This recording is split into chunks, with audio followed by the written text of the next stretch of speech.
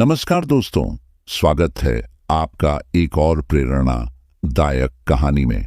बहुत पुरानी समय की बात है। उन दिनों स्कूल नहीं हुआ करते थे।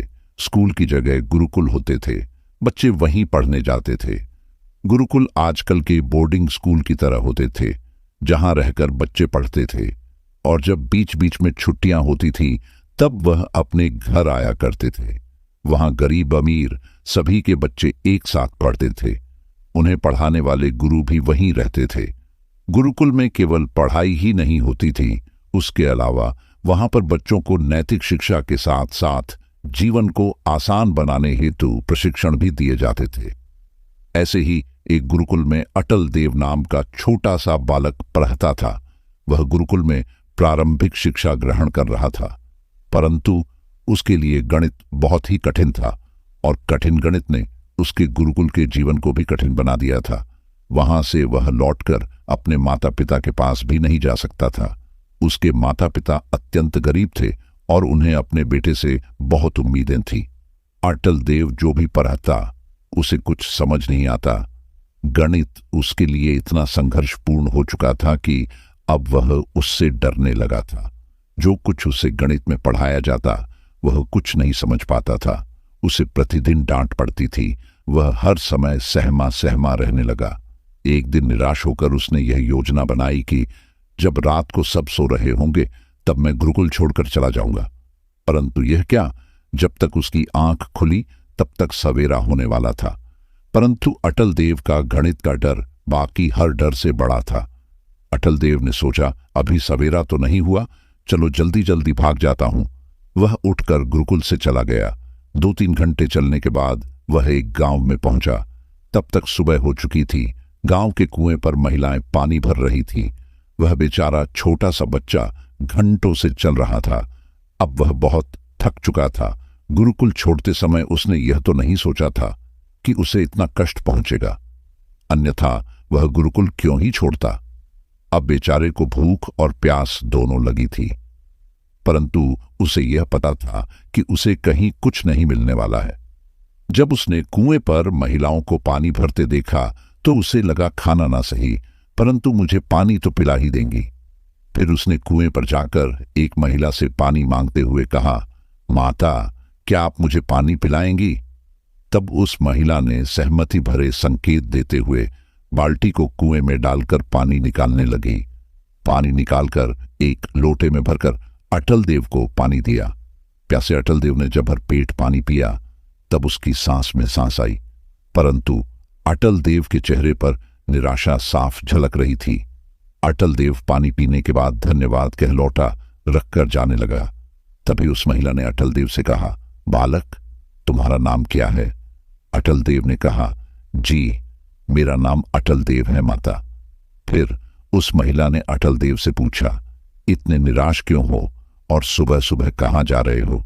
तब उस बच्चे ने कहा, माता, मैं जा नहीं रहा, मैं आ रहा हूं। मुझे नहीं पता अभी मैं कहां जा रहा हूं।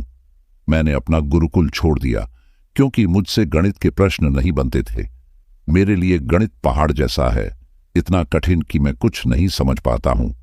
मेरे पास भागने के अलावा कोई और चारा भी नहीं था, इसलिए मैं अपने गुरुकुल से भाग गया। मैं अपने घर भी नहीं जा सकता क्योंकि मेरे माता पिता को मुझसे बहुत उम्मीदें हैं, इसलिए अभी मुझे नहीं पता कि मैं कहां जाऊंगा। ये बोलकर बच्चा जोर जोर से रोने लगा। उसे देखकर महिला को दया आई। महिला ने उसे गले से लगा लिया और कहा, तुमने मुझे माता कहा है, इस हिसाब से तो तुम मेरे पुत्र हुए। चलो, मैं तुम्हें माता होने के नाते एक बात बताती हूं। क्या तुमने कुएं के इन पत्थरों पर पड़े निशान को देखा? अटल देव ने उत्तर दिया, हां, देख रहा हूं। महिला ने अटल देव से पूछा, क्या तुम मुझे बता सकते हो ये निशान कैसे बने होंगे, किसने बनाए होंगे?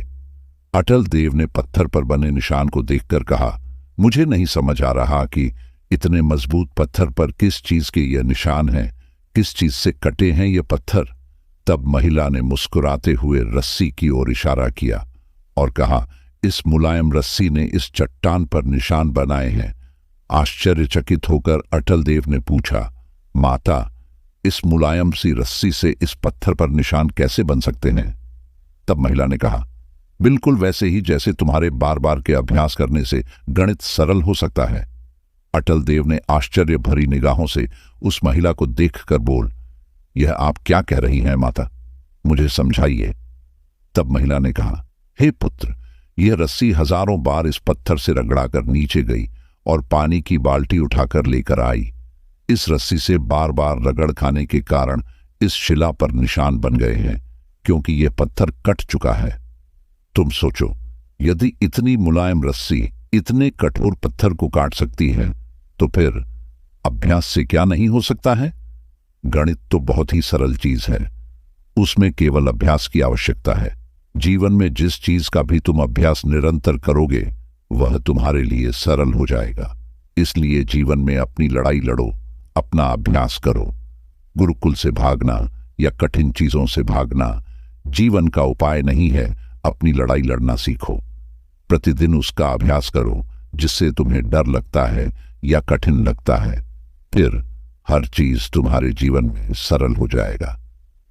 उस महिला की बात को सुनकर अटल देव को विश्वास हो गया कि गणित सच में इतना भी कठिन नहीं जितना उसे लग रहा था।